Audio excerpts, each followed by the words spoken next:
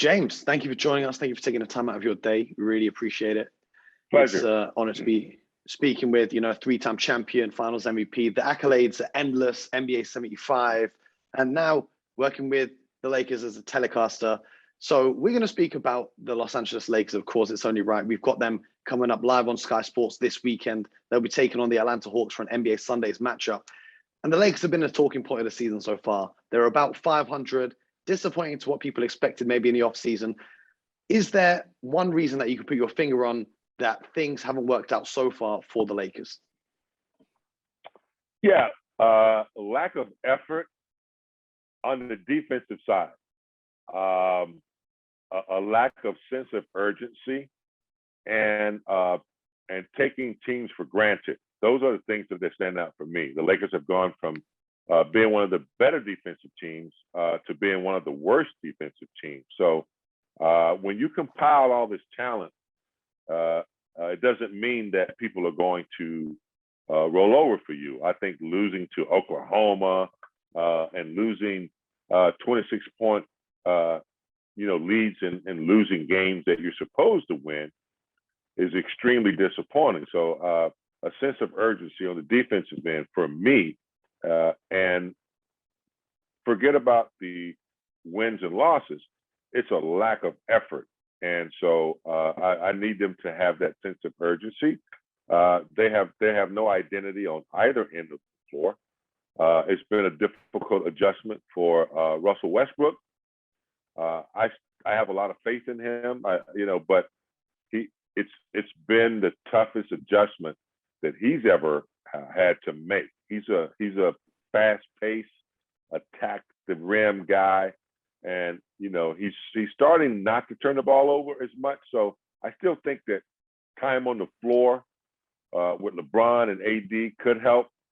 But I think he's a point guard. He's not an off guard. So that's the dilemma with the coaching staff. How do you play him, LeBron on the court? LeBron obviously is better off the ball than Westbrook is, but if Westbrook doesn't have the ball, he's not a three-point shooter, and he's not like that consistent outside shooter. So those are the issues that they need to correct. But mostly, it's the defensive effort on, especially interior. AD may help when he comes back. When you speak about the defensive effort, how much of that do you put down to the roster construction in terms of losing someone like an Alex Caruso, who is a great defender? And how much is that just down to the players in the locker room as someone who's been in championship locker rooms?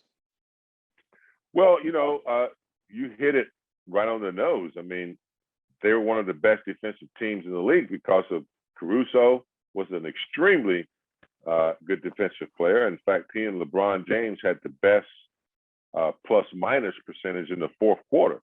Pope was a sticky defensive player. You could put him on most of the guards in the league. Between he and Schroeder, who was only with us a year, but he'd pick you up full court and make it difficult for you. Kuz had become a really good small forward, power forward, shot blocker, rebounder guy. Trez was a guy that had toughness. And so when you lose that and you bring in older legs, we don't have none. We expected him to be a big part of that defensive youth, with Tucker being a young guy. Reeves has turned into a pretty good player. 4 years of college, he kind of has the knowledge down. But they lost a big part of that. So when you're asking older guys like Carmelo Anthony and even Russ and Ellington, and you're asking in an 82 game series, you're asking them to chase young teams around like Memphis. It's tough. In a 7 game series in the playoffs, you may get more consistency, but without the full roster of younger guys to kind of take some of the pressure off, the minutes, like LeBron is playing like crazy minutes right now, like over 32. Carmelo Anthony is playing like 32 minutes. That's not supposed to happen with older players. That their legs just won't allow them to keep up with a pair of 26-year-old legs on a nightly basis.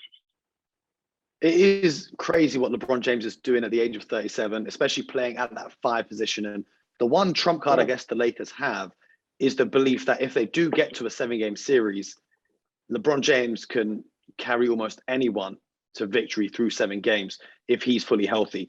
Now, they call you Big Game James for your performances in the playoffs. Who do you think is coming out of the Western Conference, and who do you think they'll be facing from the Eastern Conference when it all comes to the finals this spring? Well, right now it looks like Golden State Warriors or the Phoenix Suns. If you had to pick right now, obviously I'm a little biased because I do feel like if we get AD back healthy, and if we get Nunn in there, we get Tucker playing the way he's supposed to play, and get Westbrook, we get those guys adjusted and playing the way. I don't think you're going to want to see, if you're a second seed or a first seed, you're not going to want to see the Lakers in a 7-game series, because that's where LeBron has proven that he flourishes. AD is hungry. Westbrook is hungry. So if they, this could be, and I hate that the season is going this way, but it could be a blessing in disguise that they have to make these adjustments. And they're going through the same thing as every other team is, injuries, protocol, and all that. 34 more games. If they could find an identity on the defensive end, with Dwight Howard coming off the bench as a former defensive player of the year, and Carmelo providing that punch off the bench that they need, they could make some noise. It's yet to be seen, but we know how LeBron is in the playoffs and what he demands. So I'm just gonna let it play out. I still believe they can do that, but if they don't decide to play defense on a nightly basis, see, here's the deal: LeBron needs to be rested in the 4th quarter. Some of these teams that they're playing that they know they should win, they should just stomp them and just get it done by the 3rd quarter and let LeBron chill in the 4th. That's what I'm waiting for. Okay, and regardless of who comes out of the West, who do you think is coming out of the East, and who do you think will be NBA champions when it's all said and done this season? Milwaukee, you can't count them out until you dethrone them. I do think if Kyrie Irving is playing on the road, the Nets are going to be difficult. They are, and they're going to want revenge from last year. So right now, I'd have to give it to the Nets because of the Kevin Durant factor, and Harden is starting to get his groove again, and we know Irving, what he can do with their supporting cast. They're going to want some redemption from last year. So I would have to say I'd have to give the Nets the edge, just because it's hard to go back to back. Well, James, thank you so much for your time. Hopefully the Lakers can figure it out and we might be seeing you for the NBA Finals, but fingers crossed, we'll have to wait and see. We appreciate you. You got it.